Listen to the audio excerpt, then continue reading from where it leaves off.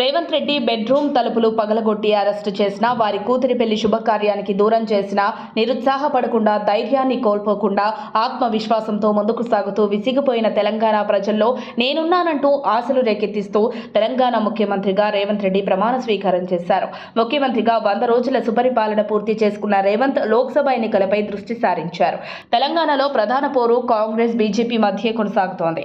రేపటి నుంచి తెలుగు కొత్త సంవత్సరం ఉగాది ప్రారంభం కాబోతోంది. అందుకే ముఖ్యమంత్రి రేవంత్ రెడ్డికి ఉగాది తర్వాత భవిష్యత్ ఎలా ఉంటుంది అనే విషయాన్ని నెటిజన్లు ఎక్కువగా శోధిస్తున్నారు.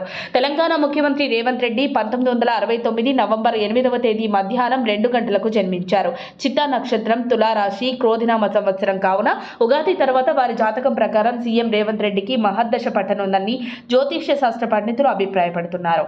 ఎలాంటి అంతరాయం లేకుండా, ఏ విధమైన సమస్య తలెత్తకుండా వారు ముఖ్యమంత్రిగా 5 సంవత్సరాలు సుపరిపాలన కొనసాగిస్తారని జ్యోతిష్య శాస్త్ర నిపుణులు అంటున్నారు. రాబో రోజుల్లో ఢిల్లీలో చక్రం తిప్పే అవకాశం మెండుగా కనపడుతుందంటున్నారు. వారి జాతకం ప్రకారం అలాగే ఉందని వెల్లడించారు జ్యోతిష్య శాస్త్ర పండితులు.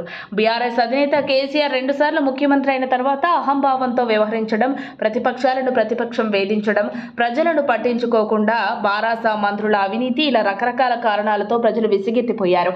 ఇలాంటి సమయంలో ఒక్కసారిగా రేవంత్ తెలంగాణ రాష్ట్ర రాజకీయాలలో అందరినీ కలుపుకొని విజృంభించడం కాంగ్రెస్ పార్టీకి, అటు రేవంత్ కి బాగా కలిసి వచ్చిందని జ్యోతిష్య పండితులు చెబుతున్నారు. అలాగే టీఆర్ఎస్ పేరు ఎప్పుడైతే బీఆర్ఎస్ గా మార్చారో ఆనాటి నుంచే బీఆర్ఎస్ పార్టీ పతనం మొదలైందనే భావన యావత్ తెలంగాణ ప్రజల్లో మొదలైంది.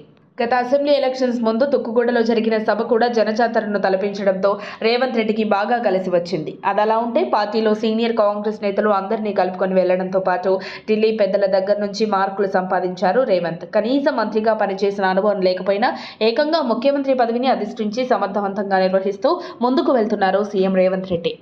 మరిన్ని అప్డేట్స్ కోసం మా కాయ్ టీవీని సబ్స్క్రైబ్ చేసుకోండి. మా వీడియో కనుక మీకు నచ్చినట్లయితే లైక్ చేయండి, షేర్ చేయండి.